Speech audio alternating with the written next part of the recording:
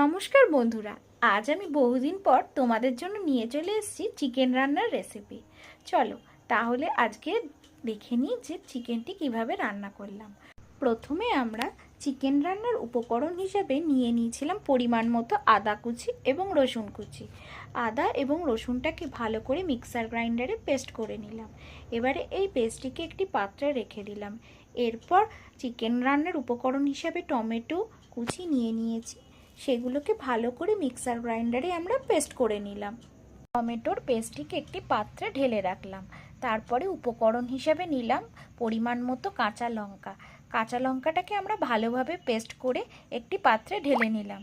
এরপর আমরা কড়াইতে পরিমাণ মতো তেল দিলাম। তেলটি হালকা গরম হয়ে আসলে তার মধ্যে তেজপাতা, লবঙ্গ এবং এলাচ কয়েকটি ছড়িয়ে দিলাম।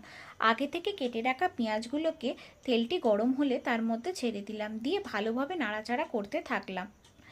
এরপর আমরা বাজার থেকে আগে থেকে চিকেন নিয়ে এসে ধুয়ে রেখে দেব। সেই ধোয়া চিকেনগুলোকে এরপর ছেড়ে দিলাম।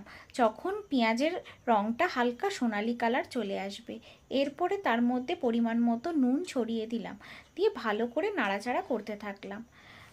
বেশ কয়েক মিনিট ধরে আমরা এই চিকেনটাকে নাড়াচাড়া করতে থাকবো। দেখো বন্ধুরা, আস্তে আস্তে চিকেনের কালারটাও চেঞ্জ হয়ে গেছে এবং চিকেনটা হালকা ভাজা ভাজা হচ্ছে। এরপর আমরা আগে থেকে করে রাখা সেই আদার পেস্টটিকে দিয়ে দিলাম, দিয়ে ভালোভাবে নাড়াচাড়া করতে থাকবো। ভালো করে চিকেনের সাথে নাড়িয়ে নিয়ে তারপরে আমরা এর মধ্যে দেব আগে থেকে করে রাখা সেই লঙ্কার পেস্টটি।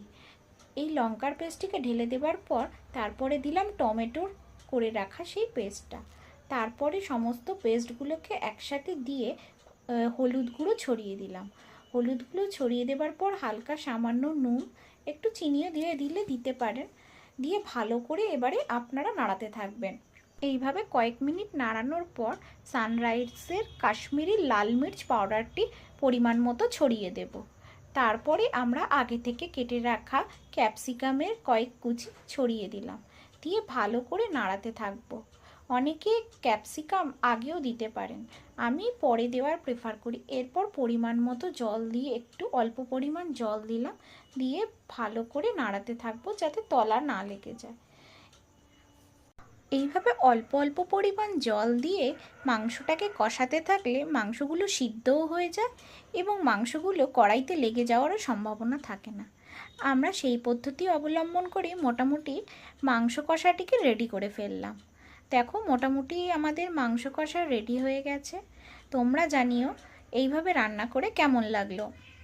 এরপর আমরা ছড়িয়ে দেব মিট মশলা। সানরাইজের মিট মশলা দিয়ে দিলাম। এরপরে মাংসতে অল্প পরিমাণ জল ঢেলে আবার নাড়াতে থাকলাম। মোটামুটি মাংস রান্না আমাদের রেডি হয়ে গেছে। বন্ধুরা বলো কেমন লাগলো আজকে মাংস রান্নাটা। যদি ভালো লাগে অবশ্যই লাইক, কমেন্ট, শেয়ার করে দেবে।